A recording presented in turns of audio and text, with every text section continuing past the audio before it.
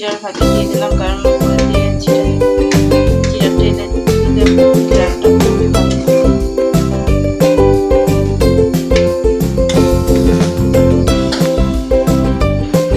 এখানে আমি রুটি বানাবো, আটা নিয়েছি।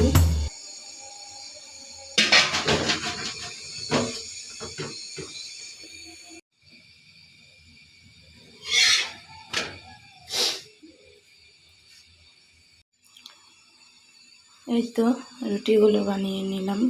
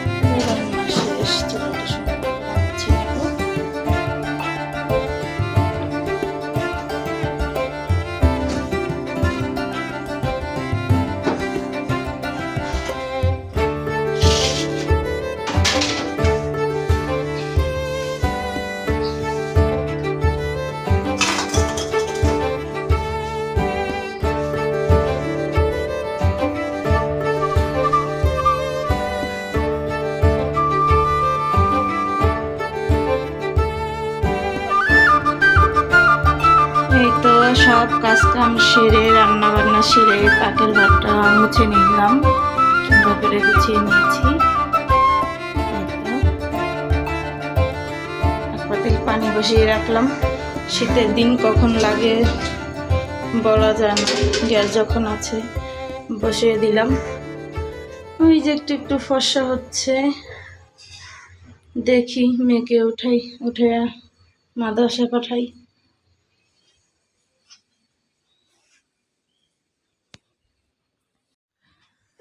উঠে পড়ো আম্মু, মাদ্রাসা যাবে। ওঠো ওঠো, তাড়াতাড়ি ওঠো।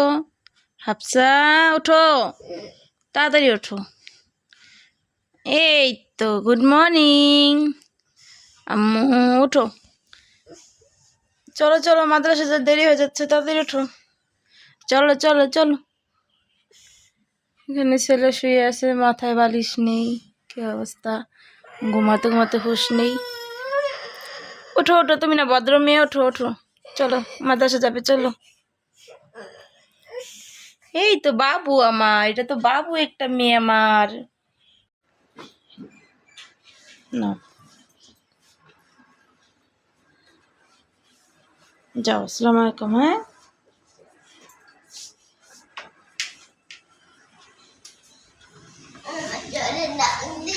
আচ্ছা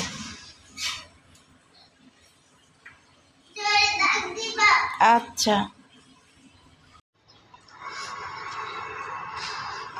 ছাদে চলে আসলাম, কি ঠান্ডা বাবা, আজকে অনেক ঠান্ডা পড়েছে।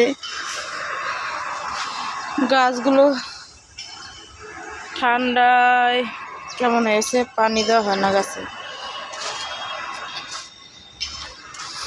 এখানে আমার গাছগুলো কি অবস্থা, এটা হচ্ছে পুদিনা পাতা।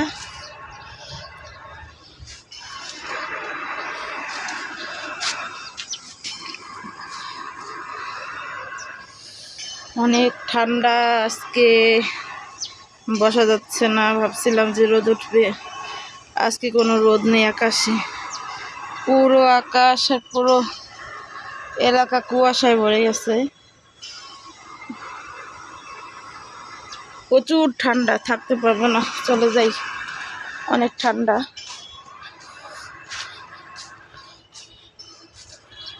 তো ঠান্ডা,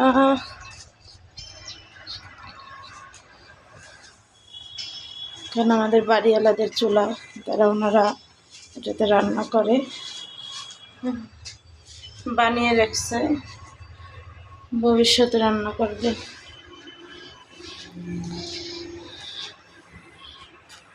এই তো সকাল 10টা বাজে, আমার নাস্তাটা আমি নিয়ে নিয়েছি।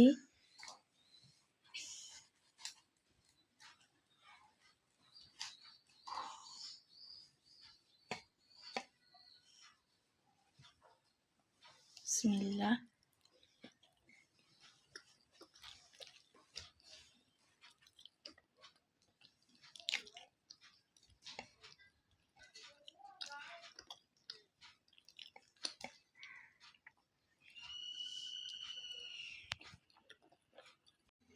এই তো চা বানাতে চলে আসছি।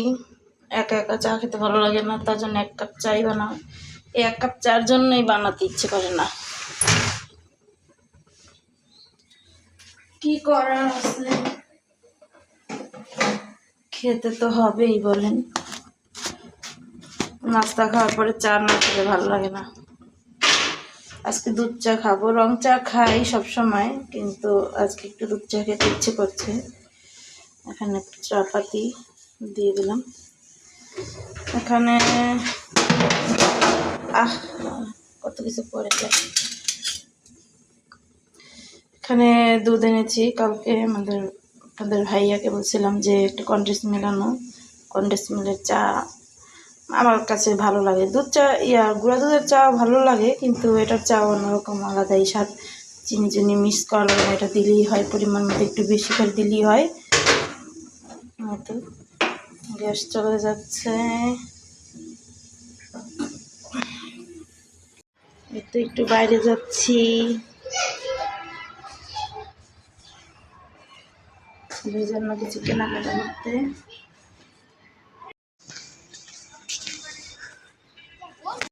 এই দ্রব্যমূল্যের বাজারে কত কিছু দাম, আজকাল 500 টাকাও কিছু পাওয়া যায় না। এখানে 400 টাকার বাজার, কি এমন কিনেছি। এখানে মিষ্টি আলু এই কয়টা বড়ই 50 টাকা নিয়েছে। আর এখানে লুরুসের জন্য 6টা কাঁটা চামচ এনেছি, কারণ কাঁটা চামচ থাকে না, হারাইয়া যায়, ছোট বাচ্চা থাকলে কোথায় রাখে জানি না। আর এটা লবণের জন্য এনেছি ছোট্ট, মাত্র 5 টাকা। একটা বক্স এনেছি এখানে সেট টিফিন রাখার জন্য, সেট টিফিন, ছোটো ছোটো কানের দুল, এগুলো রাখার জন্য, এটার মধ্যে হারায় না, রেখে দেব। আর ছেলের জন্য একটা জুতা আনলাম, ওর জুতা 1 মাসও জুতা যায় না, জুতা ছিঁড়ে যায়, বাচ্চা মানুষ তো দৌড়াদৌড়ি করে, তার জন্য আরেকজন এনে দিলাম, থাক পড়ুক। এইখানে 400 টাকার বাজার, কি এমন বাজার, সব কিছুর এত দাম। আমাদের মধ্যবিত্ত পরিবারের জন্য এতটা কষ্ট হয়ে যায়, সেটা বলার বাহিরে, কার কাছে বলাও যায় না, সহজ যায় না, এরকম অবস্থা। আল্লাহ সব কিছু ঠিকঠাক করে দেখ, এটাই। তাতে আমাদের স্বামীরও মনটা খুশি হয় যে আর কেউ না থাকুক, আমার স্ত্রী আমার পাশে আছে। আমাদের হয় না, আপনারা বলতে পারেন যে এই 2 টাকা দিয়ে স্বামীর কী হবে। এমন সময় আছে যে আপনার এই 2 টাকাই তখন কাজে লাগবে, যখন আপনার বিপদ, কেউ পাশে দাঁড়াবে না, তখন কিন্তু আপনি আপনার স্বামীর পাশে দাঁড়াতে পারবেন, যদি এইভাবে আপনারা কিছু টাকা জমিয়ে রাখতে পারেন। আজকে আপনার লাগবে বা আপনার স্বামীর লাগবে, আপনি দিতে পারবেন, তখন আপনার স্বামীর আনন্দ লাগবে যে না, আমার স্ত্রী তো আছে, এটাই বড় আনন্দ। আর কিছু বলার নেই, আমি এত গুছিয়ে কথা বলতে পারি না, তাই আপনারা দয়া করে বুঝে নেবেন। আর আমার ভিডিওটা ভালো লাগলে আপনারা লাইক, শেয়ার, কমেন্ট করবেন, সাবস্ক্রাইব করে রাখবেন, আমাদের পাশে থাকবেন ইনশাল্লাহ।